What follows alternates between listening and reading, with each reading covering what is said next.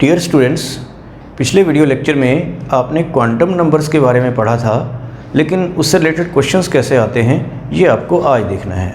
तो सबसे पहले हम रिव्यू करेंगे क्वांटम नंबर्स को और उसके बाद हम उससे रिलेटेड क्वेश्चंस देखेंगे और उसके बाद अगला टॉपिक रहेगा हमारा calculation of maximum number of electrons in shell, subshell and orbitals. ये भी on the basis of quantum numbers होगा। और नेक्स्ट टॉपिक रहेगा आज का श्रोडिंगर वेव इक्वेशन और उसके बाद लास्ट टॉपिक रहेगा शेप्स ऑफ ऑर्बिटल। तो सबसे पहले हम क्वांटम नंबर्स को रिव्यू कर लेते हैं।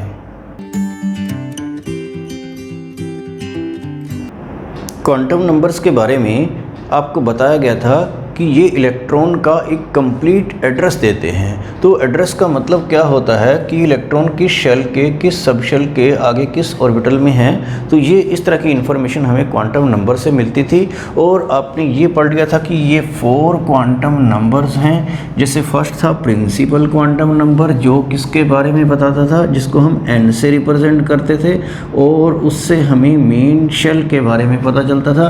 और n की वैल्यू 1, 2, 3 इस तरह से होती थी। जो शेल ये K, L, M, N है तो इनके लिए इस तरह से रिस्पेक्टिवली वैल्यू है। तो ये था प्रिंसिपल क्वांटम नंबर। और आपको ये भी याद रखना था कि साइज़ ऑफ ऑर्बिटल जो है कि जो इसकी मैक्सिमम वैल्यू होती है तो उससे पता चल जाता है approximate distance of electron from the nucleus, means उससे साइज़ का आइडिया रहता है।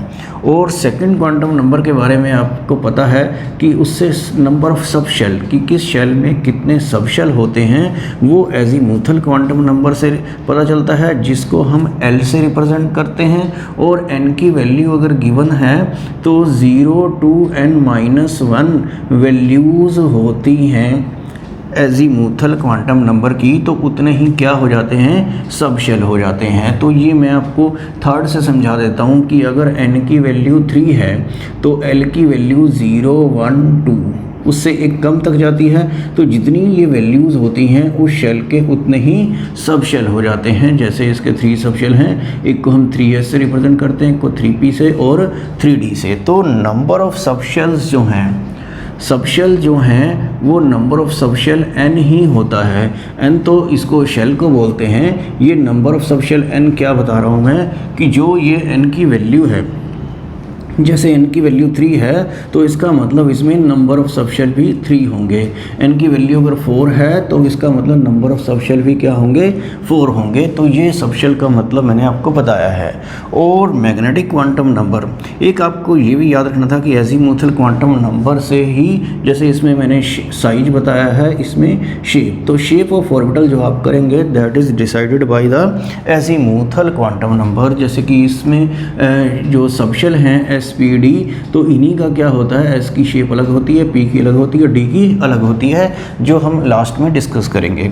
तो एजीमुथल क्वांटम नंबर के बारे में हो गया। मैग्नेटिक क्वांटम नंबर के बारे में आपको बताया गया था नंबर ऑफ ऑर्बिटल्स जो हैं इससे हमें पता चलेंगे किसी सब शेल में कितने हैं। इसको हम और क्या बोलते हैं, जैसे साइज और शेप बोलते हैं। इस केस में orientation means direction of electron cloud. तो अगर आपको L की वैल्यू पता है 0, 1, 2 कुछ भी है तो नंबर ऑफ़ ऑर्बिटल्स तो आप 2l+1 वाले फार्मूले से भी कैलकुलेट कर सकते हैं, या आप नंबर ऑफ़ ऑर्बिटल्स n² से भी कैलकुलेट कर सकते हैं। n² का मतलब अभी मैं आपको बताता हूँ। तो अगर L की वैल्यू 1 है सपोज़, तो m की वैल्यूज़ जो हैं वो क्या होती हैं, -l से +l तक, मीन्स -1, 0, +1। तो ये 3 वैल्यूज़ हुई। तो इसका मतलब क्या हुआ कि l=1 के कॉरस्पॉन्डिंग 3 ऑर्बिटल बनेंगे। L1 किस केस में होता है, P वाले केस में। तो मैं आपको ये भी फिर से याद दिला देता हूँ कि S, P, D, F, L की वैल्यू 0, 1, 2, 3 इस तरह से रहती है। तो P के लिए अगर L की वैल्यू 1 है और -1, 0, +1 m की 3 वैल्यूज़ बनती हैं, तो इसका मतलब ये होता है कि P के 3 ऑर्बिटल्स होते हैं, चाहे वो 2p है या 3p है, चाहे 4p है, उनके 3 ऑर्बिटल्स ही होंगे। इस तरीके से आप कैलकुलेट कर सकते हैं। इस तरह से D के बता देता हूँ। D के लिए आपको याद है कि L की वैल्यू 2 है तो m की वैल्यूज़ कितनी हो सकती हैं, -2, -1, 0, +1, +2, तो ये 5 वैल्यूज़ होती हैं। तो इसका मतलब d के 5 ऑर्बिटल्स हो जाते हैं। तो इस तरीके से आपको नंबर ऑफ़ ऑर्बिटल्स जो हैं वो n² से भी कैलकुलेट कर सकते हैं, या आप इस तरीके से कि s का 1 हो जाएगा, p के 3 हो जाएंगे और d के 5 हो जाएंगे। तो ये टोटल कितने हुए, 1 + 3 + 5, ये कितने आ गए, 9 ऑर्बिटल्स आ चुके हैं। तो ये इसका n का स्क्वायर करके भी उतने ऑर्बिटल्स आ जाते हैं, लेकिन उससे ये पता नहीं चलता कि वो कौन से हैं। तो यहाँ आपको डिटेल में बताना चाहिए कि 3s का 1 ऑर्बिटल, 3p के 3 ऑर्बिटल और 3d के 5 ऑर्बिटल। तो इस तरह से ये नंबर ऑफ़ ऑर्बिटल्स पता चल जाते हैं। तो नंबर ऑफ़ ऑर्बिटल्स जैसे इसमें तो 1 ही है और इसमें टोटल 4 ऑर्बिटल हो जाएंगे, इसमें 9 हो चुके हैं, इसमें 1 + 3 + 5 + 7, तो ये कितने हो जाते हैं, तो ये 16 ऑर्बिटल हो जाते हैं। और नंबर ऑफ़ इलेक्ट्रॉन्स आपको पता है कि कैसे फाइंड आउट करते हैं। नंबर ऑफ़ इलेक्ट्रॉन्स या तो 2n² से डायरेक्ट आ जाते हैं, या फिर क्या होते हैं कि जितने ऑर्बिटल्स हैं आप सीधा उसका डबल कर दीजिए। तो थर्ड में 9 अगर ऑर्बिटल्स हैं तो इलेक्ट्रॉन कितने होंगे, 18 होंगे। फोर्थ में इलेक्ट्रॉन कितने होंगे, 32 होंगे। और ये 2n² से भी आप कैलकुलेट कर सकते हैं। और फोर्थ जो क्वांटम नंबर है वो जस्ट आपको डायरेक्शन ऑफ स्पिनिंग बताता है कि वो एक ऑर्बिटल में 2 इलेक्ट्रॉन्स हैं तो उसमें एक क्लॉकवाइज डायरेक्शन में और एक एंटी क्लॉकवाइज डायरेक्शन में। तो इस तरह से ये आपको क्वांटम नंबर्स पिछले वीडियो देखकर और यहाँ से समझकर रिवाइज कर लेने हैं। तो इससे रिलेटेड जो छोटे छोटे क्वेश्चंस आते हैं वो किस टाइप के हैं वो हम आगे आपको बता देते हैं। क्वांटम नंबर के बेस पर आगे ये क्वेश्चन देख लेते हैं। जैसे ये फर्स्ट क्वेश्चन है, right the possible values of all quantum numbers for an electron present in 5p and 3d orbitals. 5p अलग से है और 3d अलग से। तो इसको कैसे हम सॉल्व कर पाएंगे, जैसे फर्स्ट केस ले लेते हैं 5p। तो 5p के लिए अगर कोई इलेक्ट्रॉन उसमें प्रेजेंट है तो सभी क्वांटम नंबर्स की आपको वैल्यू लिखनी है। तो n तो 5 ही हो जाएगा और l कितना होगा, l के बारे में मैंने आपको अभी भी बताया था कि हम ऐसे लिख लेते हैं l की वैल्यू 0 1 2 3। तो इस टाइप से अगर आपको ये लर्न कर रखा है कि किस सबशेल के लिए कौन सी वैल्यू होती है तो फिर कोई प्रॉब्लम नहीं है। तो p के लिए l की वैल्यू कितनी होती है, 1। तो m की वैल्यूज़ के लिए आपको जस्ट l की वैल्यू देखनी है। तो अगर 1 है तो वो -1 0 +1 इस तरीके से लिख देनी है। और जो लास्ट क्वांटम नंबर है स्पिन क्वांटम नंबर, उसकी वैल्यू +½ भी हो सकती है या -½। तो इस तरीके से चारों क्वांटम नंबर की वैल्यू आपको लिखनी होती है अगर कोई इलेक्ट्रॉन किसी पर्टिकुलर ऑर्बिटल में है। तो मैं आपको एक और लिख के दिखाता हूँ 3D वाला। तो 3D वाला आप भी कोशिश करेंगे तो n की वैल्यू तो आपको पता है कि यही है 3 है। और d के लिए l की वैल्यू जो है वो क्या होती है वो आपने लर्न कर ली होगी कि वो 2 है। तो इस तरह से m की वैल्यूज़ जो हैं आपको l की वैल्यू देखकर ही पता चलेंगी।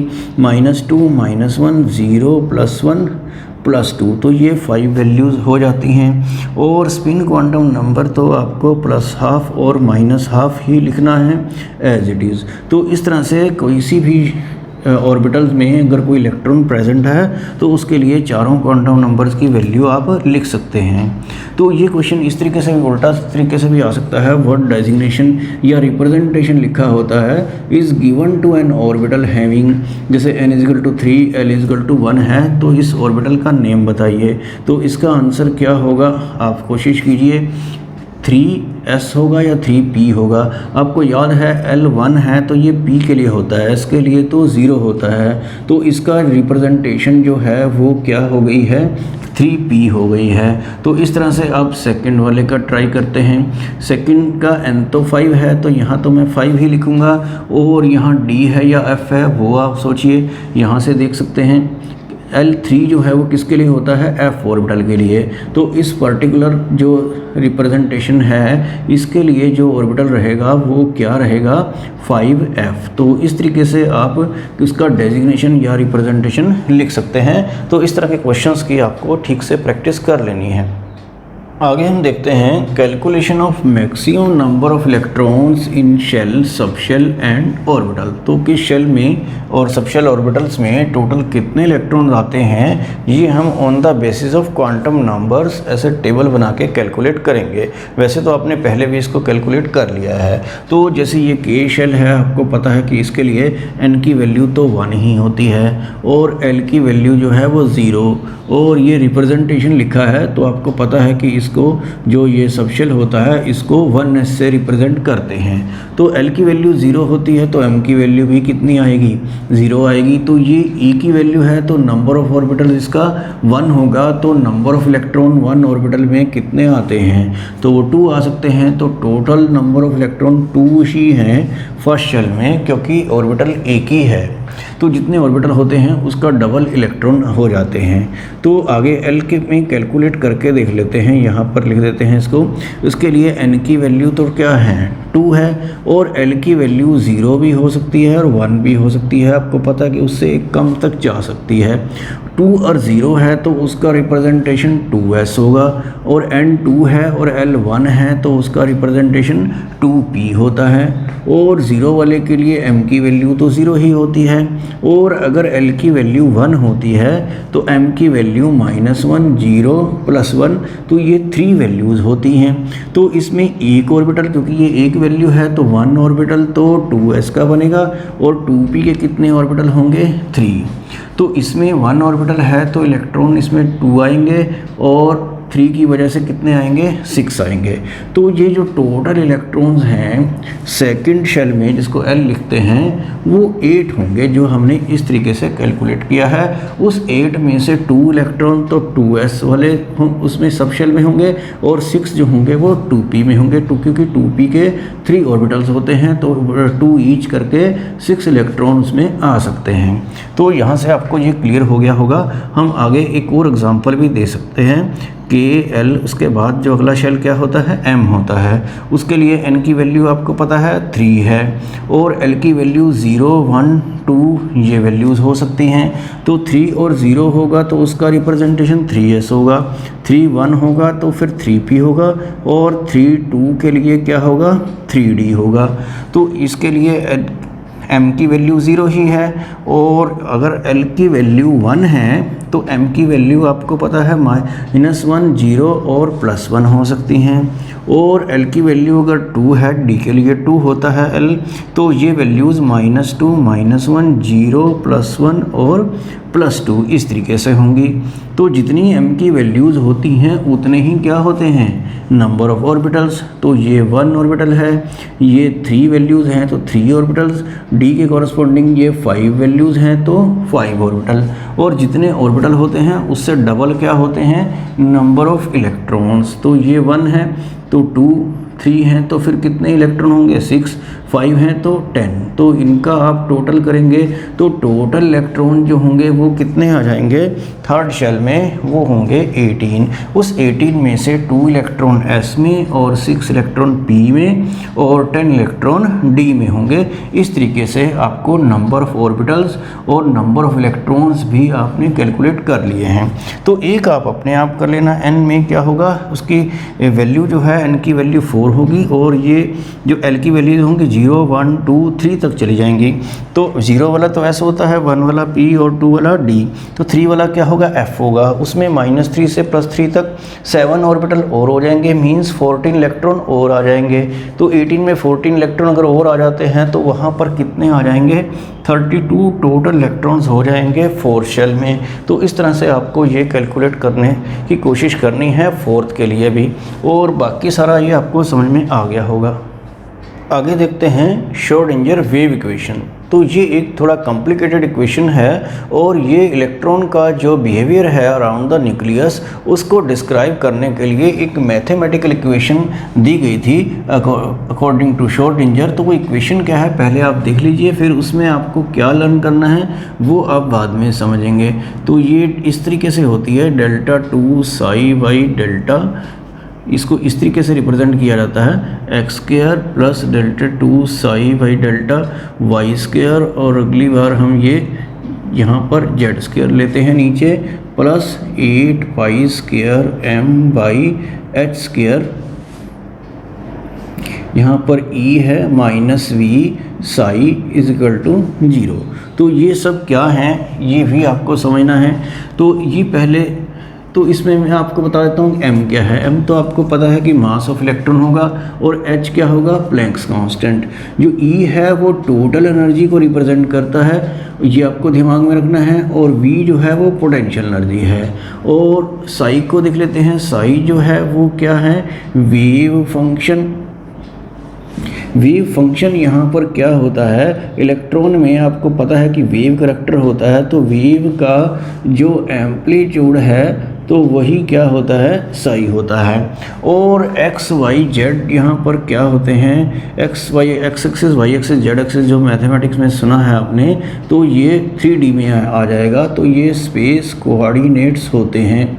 और ये आपको याद ही है कि मास ऑफ पार्टिकल है और एच प्लैंक्स कांस्टेंट है। और ई जो मैंने आपको बताया था कि वो क्या था, टोटल एनर्जी था।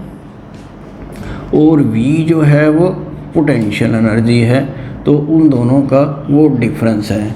और ये जो है, जो इस तरह से ये एक सेकंड डेरिवेटिव या इसको डबल डेरिवेटिव बोलते हैं of psi with respect to X है। इसी तरह से ये विद रिस्पेक्ट टू वाई और ये विद रिस्पेक्ट टू जेड है। तो ये डबल डेरिवेटिव अगर किसी को समझ में नहीं आ रहा है तो मैं आपको इसका आइडिया दे देता हूँ।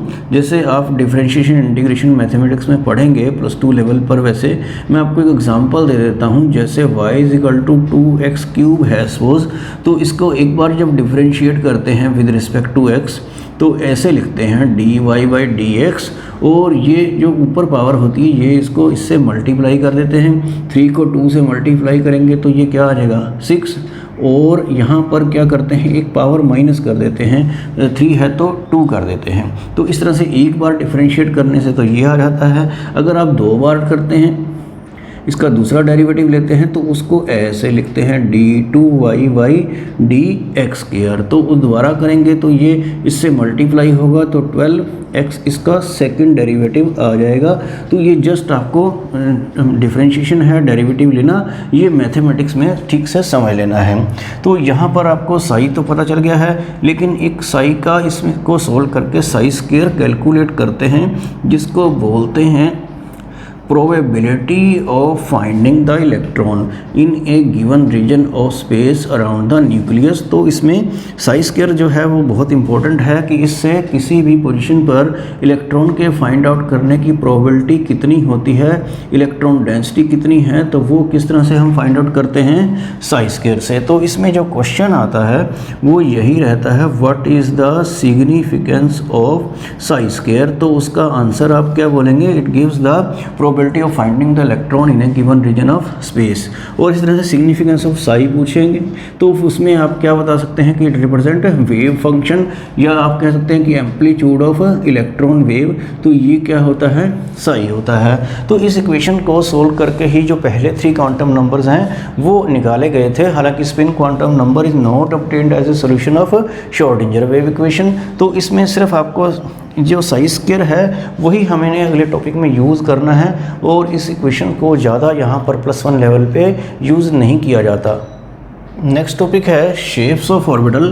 तो इसमें पहले हम शेप ऑफ एस ऑर्बिटल देखते हैं। तो आपको याद ही है कि एस ऑर्बिटल के लिए एल जो होता है वो 0 होता है, तो और एम भी क्या होता है, 0 होता है, मतलब ये 1 वैल्यू होती है। तो इसकी 1 ओरिएंटेशन होगी, मतलब कि ये एक सिमेट्रिकल वाली शेप लेता है। तो इसमें मैं आपको पहले 1s ऑर्बिटल की शेप आपको बना के दिखा देता हूँ, जैसा कि आपको पहले भी दिखाया गया था कि एस ऑर्बिटल की जो प्रोबेबिलिटी है वो नियर द न्यूक्लियस जो है वो ज़्यादा रहेगी, और जैसे जैसे न्यूक्लियस से डिस्टेंस बढ़ता जाएगा probability of finding the electron जो है वो क्या होती जाएगी, डिक्रीज़ होती जाएगी। और ये चारों तरफ से एक जैसी प्रोबेबिलिटी रहती है, तो ये एक स्फेरिकली सिमेट्रिकल शेप रखता है।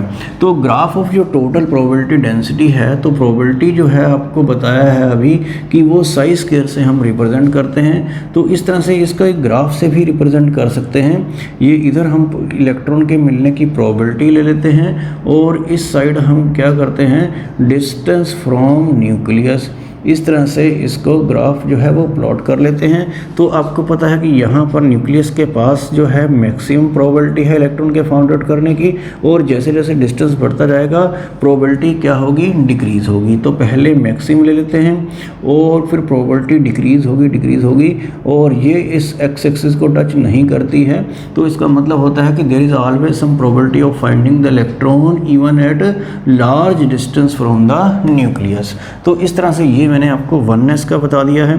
और अगर आपको 2s का बनाना है तो इसी तरह से 1s का बनाकर आप उसकी जो, क्योंकि इलेक्ट्रॉन जो 2s में होगा वो हायर एनर्जी लेवल पर होगा, तो उसका क्या होगा कि आप इस तरीके से बनाएंगे और बीच में जो है वो थोड़ा खाली जगह रखेंगे जहाँ पर इलेक्ट्रॉन के मिलने की कोई प्रोबेबिलिटी नहीं है। तो इस तरह से 2s ऑर्बिटल की शेप होती है और बीच में ये एक ऐसा स्पेस होता है जहाँ पर कोई प्रोबेबिलिटी नहीं है। अगर इसको आप ग्राफ से प्लॉट करेंगे तो वो कैसे आएगा, इधर आप साई स्क्वायर बनाएंगे और इधर डिस्टेंस फ्रॉम न्यूक्लियस होगा। तो यहाँ से अगर आप स्टार्ट करते हैं तो यहाँ पर प्रोबेबिलिटी मैक्सिमम है और वो फिर डिक्रीज़ होती है, प्रोबेबिलिटी मैक्सिमम है और फिर डिक्रीज़ हो जाती है और वो ऑलमोस्ट ज़ीरो हो जाती है, यहाँ पर ज़ीरो हो जाती है। और यहाँ पर फिर प्रोबेबिलिटी बढ़ती है, यहाँ से यहाँ तक, यहाँ से यहाँ तक फिर प्रोबेबिलिटी बढ़ती है और यहाँ के बाद फिर प्रोबेबिलिटी क्या होती है, डिक्रीज़ होती है। और इस तरह से वो एक्स एक्सिस को टच नहीं करती क्योंकि कुछ दूर भी प्रोबेबिलिटी हो सकती है। तो इस तरह से ये 2s का ग्राफ हमने बना दिया है। और ये जो खाली जगह है इसके बारे में आपको ज़रूर नोट करना है कि इसको बोलते हैं नोडल सरफेस या नोड। तो इसके बारे में आप क्या कहेंगे कि in s orbitals there is a region in space around the nucleus at which the probability of finding the electron is almost zero. This region of space is called as nodal surface और node. तो इसमें आपको याद रखना है कि 2s में 1 node होता है। अगर आप 3s की शेप बनाएं तो उसमें एक बार और ऐसे बनाएंगे तो यहाँ पर 2 बार खाली जगह आ जाएगी, तो उसमें 2 नोडल सरफेस या 2 नोड्स होंगे। तो नंबर ऑफ नोड्स के लिए आपको ये फार्मूला भी लर्न कर लेना है। नंबर ऑफ नोड्स जो होते हैं वो n-1 होते हैं। ये मैंने s ऑर्बिटल के लिए ही फार्मूला बताया है, बाकियों के लिए आगे बताया जाएगा। तो जैसे कि आपको पता है कि 1s में n की वैल्यू 1 है तो 1-1 तो उसमें 0 नोड होंगे, मतलब कोई नोड नहीं था। और 2s में आपने देखा है कि 1 नोड था तो यहाँ पे 2 पुट कर दीजिए। इस तरह से 3s में आपने कैलकुलेट किया 3-1 2 नोड्स। तो इस तरह से स्फेरिकली सिमेट्रिकल शेप होती है s ऑर्बिटल की। नेक्स्ट देखते हैं शेप ऑफ p ऑर्बिटल।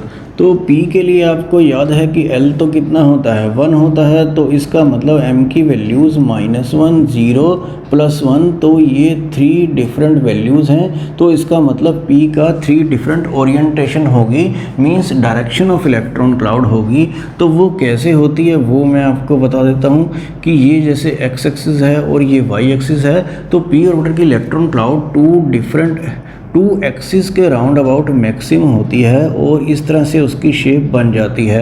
तो ये एक p ऑर्बिटल है जिसकी इलेक्ट्रॉन क्लाउड मैंने x एक्सिस के लॉन्ग बनाई है, तो इसको हम क्या बोलते हैं, px ऑर्बिटल। तो 3 ऑर्बिटल्स होंगे। इसी तरह से आप एक और बना सकते हैं y एक्सिस के लॉन्ग। तो इस तरह से इलेक्ट्रॉन क्लाउड इधर होगी मैक्सिमम, तो इस टाइप से इसकी शेप बन जाएगी और ये आप बीच में डॉट्स लगा सकते हैं इस तरीके से। तो इसको हम बोलते हैं py ऑर्बिटल। तो इस तरह से एक और बनेगा, एक जेड एक्सिस होती है जो इस टाइप से सामने की तरफ होती है, लेकिन वो ड्रा नहीं हो सकती, तो मैं इस तरीके से बना देता हूँ, ये एक्स एक्सिस, वाई एक्सिस और जेड एक्सिस। तो इसकी इलेक्ट्रॉन क्लाउड जो है वो इस डायरेक्शन में होगी। तो इस तरीके से आपको ये वाली शेप ड्रा कर लेनी है और इसको pz ऑर्बिटल बोलते हैं। तो p के आगे 3 ऑर्बिटल्स होते हैं, ये आपको याद है ही। तो एक होता है px, एक होता है py और एक होता है pz। तो ये मैंने 2p के जो होते हैं 3 ऑर्बिटल, 2px, 2py, 2pz, वो आपके सामने बना दिए हैं। इसमें आपको एक और चीज़ याद रखनी है कि p ऑर्बिटल्स में एक नोडल प्लेन होता है जहाँ पर न्यूक्लियस है यहाँ पर एक इस तरीके से एक प्लेन पास कर सकते हैं। तो इसमें आप क्या बोलेंगे नोडल प्लेन में, in p orbitals there is a plane passing through nucleus at which the probability of finding the electron is almost zero, this is called as nodal plane. तो इस केस में नोडल प्लेन ऐसे हो जाएगा और Z axis में ऐसे नहीं होगा, ये बोर्ड ही इसका एक नोडल प्लेन है क्योंकि ये जेड एक्सिस इधर बोर्ड के सामने है और उधर पीछे है। तो इस तरह से एक नोडल प्लेन आप बना सकते हैं। लेकिन जो वो नंबर ऑफ नोड्स बताए थे मैंने, नंबर ऑफ नोड्स जो बीच में खाली जगह आती थी, तो अगर ये 2p है, 2p के बाद अगर आप इस तरह से 3p बनाते हैं तो 3p में इधर एक बीच में खाली जगह आती है तो एक नोड होता है। तो 3p में 1 नोड आएगा तो इसका मतलब 4p में 2 आएंगे। तो वो जो पहले फार्मूला बताया था वो s ऑर्बिटल के लिए था। नंबर ऑफ नोड्स कैलकुलेट करने का जो फार्मूला है अब n-l-1 है। तो इसकी हेल्प से आप कैलकुलेट करके देखिए कि क्या 3p में आपके पास 1 नोड आता है या नहीं। तो 3p के लिए n की वैल्यू 3 है और p के लिए l की वैल्यू 1 है और -1, तो ये क्या आ जाएगा, ये 1 ही आएगा। इस तरह से 4p के लिए 2 आ जाएगा, ये आप कैलकुलेट कर लेना। तो अब ये कोई भी फार्मूला कोई भी ऑर्बिटल है तो उसके लिए नंबर ऑफ नोड्स n-l-1 ही आपको लर्न करना है। s ऑर्बिटल के लिए फार्मूला मैंने n-1 बताया था क्योंकि l तो s के लिए क्या होता है, 0 होता है। तो उस केस में फार्मूला n-1 अपने आप बन जाता है। तो नंबर ऑफ नोड्स कैलकुलेट करना जो है ये एग्ज़ाम में आ जाता है 3p में, 4p में या किसी में भी। तो इस तरह से p ऑर्बिटल की शेप आपको समझ में आ गई होगी। इस शेप को बोलते क्या हैं वो भी मैं आपको बता देता हूँ। इसको डम्बेल शेप बोलते हैं। ये इस तरह से एक डम्बल टाइप की शेप रहती है, DUMBELL। तो ये भी आपको इसकी शेप का नेम भी लर्न कर लेना है। आगे देखते हैं शेप्स ऑफ d ऑर्बिटल। तो d के लिए आपको पता है कि l क्या होता है, 2 होता है। तो m की वैल्यूज़ -2, -1, 0, +1, +2, तो ये 5 वैल्यूज़ होंगी। तो इसका मतलब d के 5 टाइप के ऑर्बिटल्स होंगे। तो वो उनकी शेप कैसी होती है ये हम यहाँ पर ड्रा कर देते हैं। तो मैं थोड़ा ये छोटा छोटा ड्रा कर देता हूँ, आप इसको समझ लेना है। तो ये x एक्सिस y एक्सिस है। तो इस तरह की इसकी 4 लोब्स होती हैं इस टाइप से। तो ये जो ऑर्बिटल है जिसकी इलेक्ट्रॉन क्लाउड x एक्सिस और y एक्सिस के बीच में है तो इसको dxy ऑर्बिटल बोलते हैं। और इसी तरह से आप अगर y और z एक्सिस यहाँ पर ले लेते हैं और इस तरह से जो शेप बनाते हैं वही 4 लोब्स, इसको आप डॉटेड लाइन से बना सकते हैं और इसमें डॉट्स लगा सकते हैं इलेक्ट्रॉन क्लाउड को रिप्रेजेंट करने के लिए। तो इसका नेम रहेगा वो क्या रहेगा, dyz। और इसी तरह से एक और d ऑर्बिटल होगा, यहाँ पर मैं x एक्सिस ले लेता हूँ, यहाँ पर z एक्सिस। तो इसमें अगर इलेक्ट्रॉन क्लाउड बनाते हैं इस टाइप से, वही 4 लोब्स होंगी, पहले की तरह ही आपको ड्रा करना है और बिल्कुल सेम है। तो इसका जो नेम है वो dxz है। तो ये आपको लर्न ही करनी पड़ती है शेप, इसका कोई मेथड नहीं है कि ये शेप कैसे आई है। तो ये 3 ऑर्बिटल्स तो इस तरह से हो गए हैं। और बना देते हैं आगे, ये x और y एक्सिस है, इसमें इलेक्ट्रॉन क्लाउड इस तरीके से बनाई जा रही है एक्सिस के अलोंग। इसका जो शेप का जो नेम रहेगा dx² - y², इस तरीके से इसको लिखा जाता है। और एक शेप क्योंकि 5 ऑर्बिटल पूरे करने हैं तो x एक्सिस और इधर z एक्सिस है, तो इसमें एक शेप इस तरीके से आती है। उसमें यहाँ पर एक रिंग होता है, इलेक्ट्रॉन क्लाउड होती है इस टाइप से, और इसको dz² बोलते हैं। ये शेप का जो इसका जो सिंबल है ये आपको लर्न कर लेना है। और इस तरह की जो शेप है इसको डोनट शेप बोला जाता है इस तरीके से।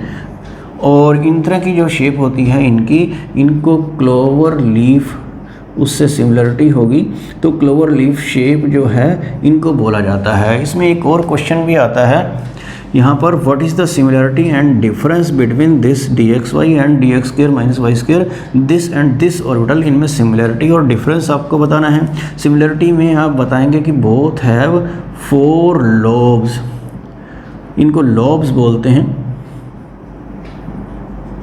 तो इसकी भी 4 लॉब्स होती हैं और इसका भी 4 लॉब्स होती हैं, लेकिन एक डिफरेंस जो है, डिफरेंस आप क्या बताएंगे कि it's electron cloud is in between the axis, axis के बीच में होती है। और इसमें आप क्या लिखेंगे, it's electron cloud is along the axis, वो एक्सिस के साथ साथ होती है। तो इस तरीके से ये शेप्स ऑफ डी ऑर्बिटल जो है आपको ड्रा करनी है।